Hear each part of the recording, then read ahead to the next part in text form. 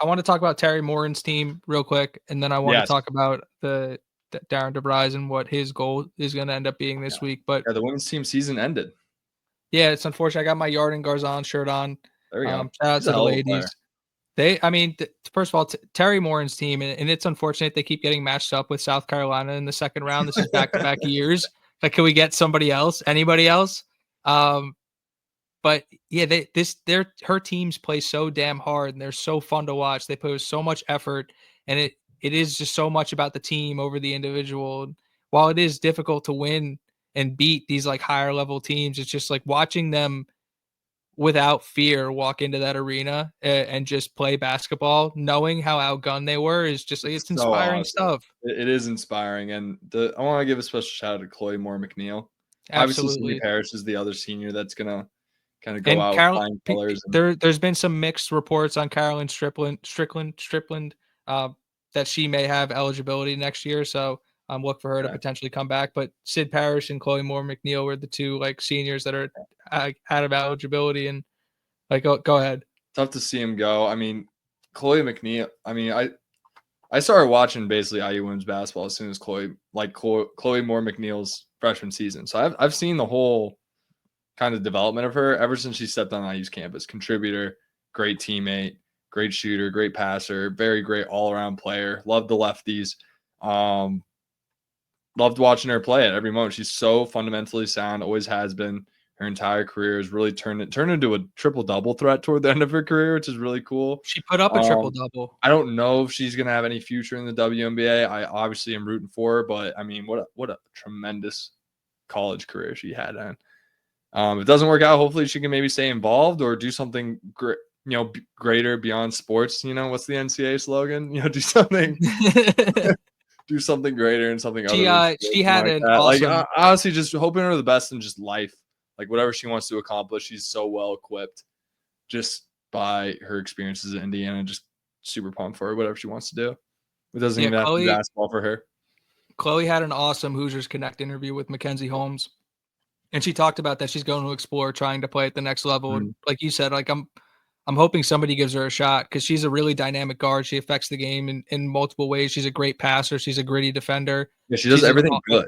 She's an excellent teammate. Like she's someone you want around your program. She also talked about if that doesn't work out, that she was going to try and I forget which like medical field she was talking about. But I think she's a doctor all day. I could have called. But I can't remember if it was like nursing or med.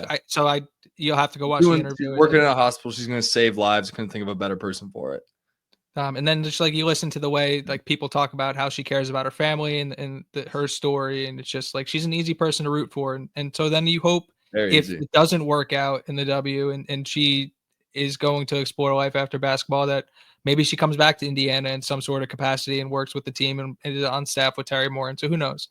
But then Sid Parrish too, like Sid, she was a part of that Oregon class that was like the best recruiting class in the nation or something like that. Like, and for her to transfer in and play at Indiana and to go out the way she did and just like how much pride she played with and how much she enjoyed putting on the jersey, like you felt that watching her play, like that she was exactly where she wanted to be doing what she wanted to do. And so to have those two building blocks leave your program, one, they left it in a better spot than they found it, but two massive holes to fill in a roster. Yeah. Going to be a tough offseason for the Lady Hoosiers. Sydney Parrish, don't blame her one bit for not going to Indiana the first time. Like you said, top recruiting class at the time, like very hard to kind of turn down. Like kind of like anytime you're a top recruit and you got a Fab Five type opportunity in the game of basketball, you can come in with 4 other really good basketball players in a freshman class. It's kind of hard to turn down. So for her to do that and then to get a little homesick, come back to Indiana after being there for just 1 year, and then to come back home and just have a hell of a career. But she's part of that Big Ten title team, correct? So we'll have to get stat corrected on that one off the top of my head. I need a chat week. Yeah, how we doing, chat? How we doing? Can't believe I thought I'd ever say that, to be honest. Like that's so weird. But yeah, no, it's big holes to fill. Like 2 really good shooters on this team. It's gonna be interesting to see how they replace it. Obviously, it's got Garzone coming back, who's probably the best player on the team. So that's one positive that you can spend from. Probably the next two best players are leaving. So big shoes to fill. Is someone going to step up, or we're going to use the portal?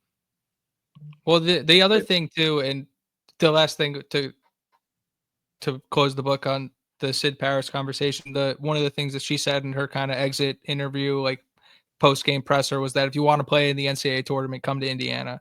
So a ringing endorsement of Teri Moren in the program she's built here in the short amount of time Sid was here. So really cool. But the other thing that came out of that press conference was Teri Moren just stated explicitly that they need to get bigger, faster, and stronger. And I can't, obviously we're not talking to people around the program, like we're not connected, so any of this is speculation. But when you see the three names who entered the portal today and you think about what Teri Moren said over the weekend, it's hard not to feel like those are directly connected. Is there going to, like, I'd like to be an optimist and think that Coach Moren is aggressively going into this offseason looking to upgrade the roster in real ways, because I think she's much like we're tired of getting South Carolina as a draw. I think she's tired of being outgunned in those matchups, and she has now the resume to go into these recruiting battles and say, like, it's time for us to take the next step and we believe in you.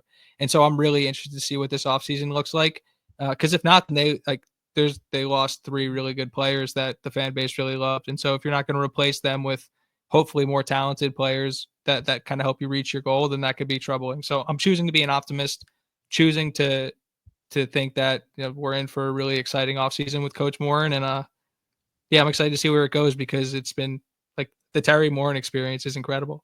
Yeah, I think you're on the right track. So I think she is a little tired of just exhausting her rosters in terms of potential, like getting that Grace Berger team and Mackenzie Holmes to the Elite Eight. As good as they were, like that's as good as it is going to get with that roster. Like that's really like, yeah, maybe if Grace Berger dropped 30, like maybe they could have pulled that one off. But well, say it's, you look at Grace Berger's, she's just one girl, you know, like there's got to be a full, like you look at these South Carolina, UCLA, USC teams, UConn even, and then they just LSU, and they just got depth for days, and they got, you know, UCLA guys, they got girls coming off their bench that could probably start at Indiana, and that they were the one seed. They're the overall number one seed this year. I watched both women's teams very closely, and it's just like the size, speed. I totally see where she's coming from. She's just different over there. And if you think back at the South Carolinas, at the USCs, and at the LSUs, every time she runs into one of those buzzsaws, they get buzzsawed and they don't really have a shot. I mean, they fight, they really do, but they're just outgunned, like you were saying. Yeah, it turns out to like you get to the post game and it's like, man, South Carolina is like real tired of seeing this Hoosiers team, right? Because like most teams go in there and just believe they can't win.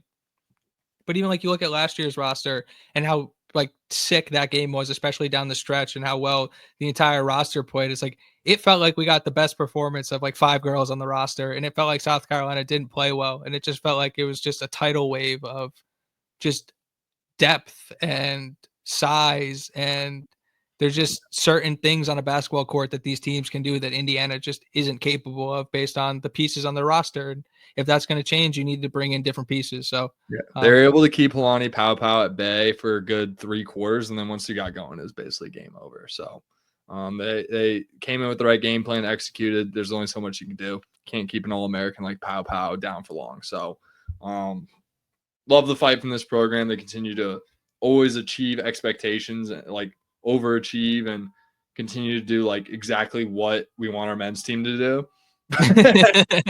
So I think that's a good transition to get into DeVries.